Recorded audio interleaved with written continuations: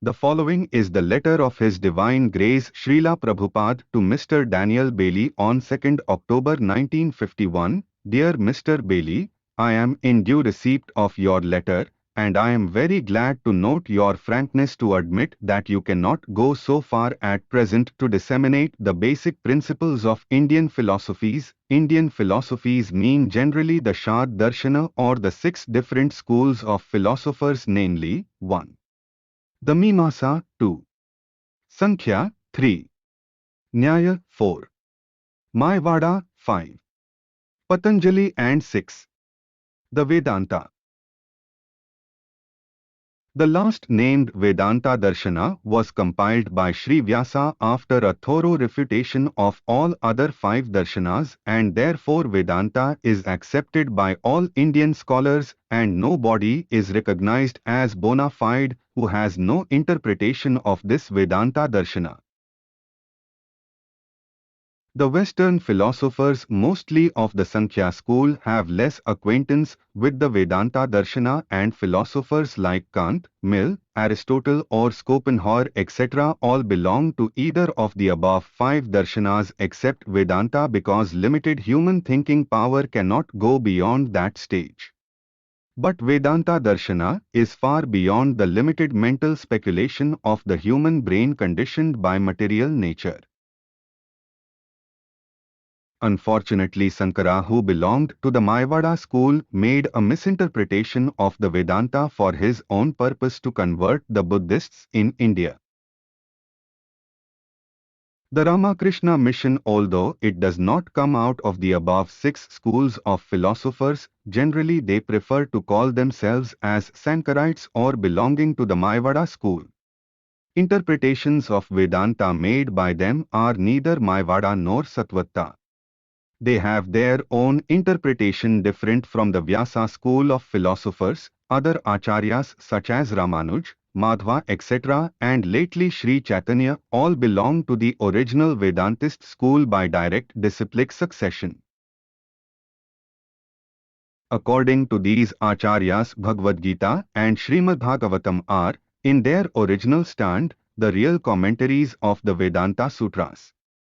The Mayavadis, who do not actually belong to the Vedanta school, have overcast a cloud unnecessarily over the Bhagavad Gita, and therefore common people are misled by them.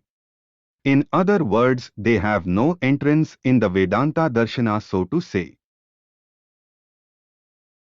It is not at all necessary that an ailing person shall oblige all classes of physicians for the sake of their being medical practitioners only.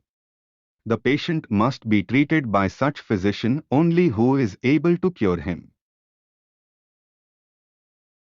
Philosophical ways are practical, and it is no use simply by indulging in speculation without any practical result, just like to keep a cow without any milk. We must always seek a practical value from philosophy for the benefit of all.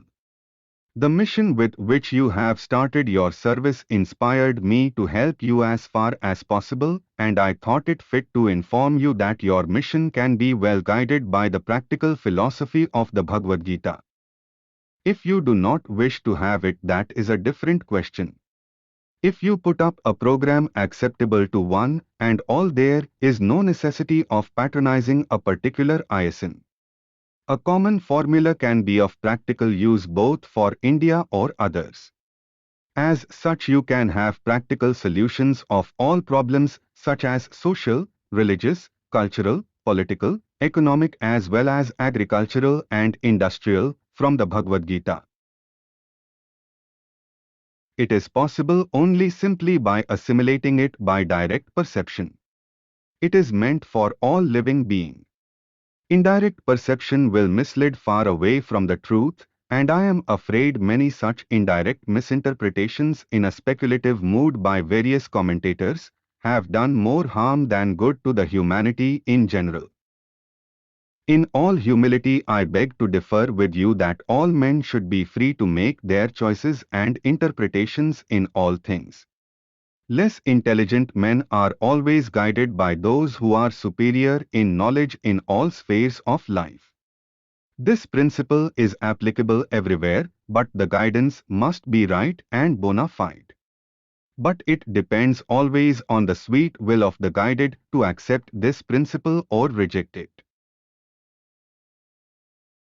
I am glad that you have a copy of Gita with you. Apart from the Swamiji's learned interpretations, you can see for yourself what is written in the 18th chapter 67th shloka. Empiric philosophers may call it a sophistry, but is a fact substantiated after all human reasoning offered by Arjuna. It is clearly said here that one should follow Sri Krishna alone. If anybody makes his choice not to follow him, surely he will have relative result. Bhagavad Gita is mostly read by almost all classes of people of the world, but unfortunately they are accepted in an independent choice of indirect interpretation. That is a deviation, and for that reason only they cannot derive the direct benefit.